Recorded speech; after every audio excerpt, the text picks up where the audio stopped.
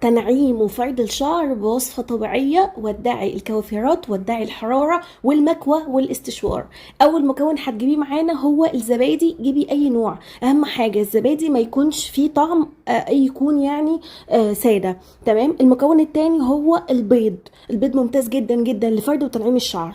أول حاجة هتعمليها إنك هتنزلي بكوب كامل من الزبادي في طبق، وبعد كده هتنزلي عليها بالبيضة وتبدأي إن أنت تضربيهم بالهاند بلندر، او ممكن بالجهاز بتاع الكيكه اللي هو المضرب بتاع البيض، لحد ما القوام يبقى قدامك بالشكل ده. بعد كده هتبداي تحطيه على شعرك من الجذور حتى الاطراف لمده 20 دقيقه او نص ساعه، وبعدين اغسلي شعرك وشوفي بقى النعومه. شعرك هيبقى طري جدا حرفيا وناعم، وهيبقى ما فيهوش هيشان، تجاعيدات، ممتازه جدا. الوصفه دي كرريها قبل ما تغسلي شعرك، ممكن مره او مرتين في الاسبوع. حرفيا هتدعي لي بعد الوصفه دي.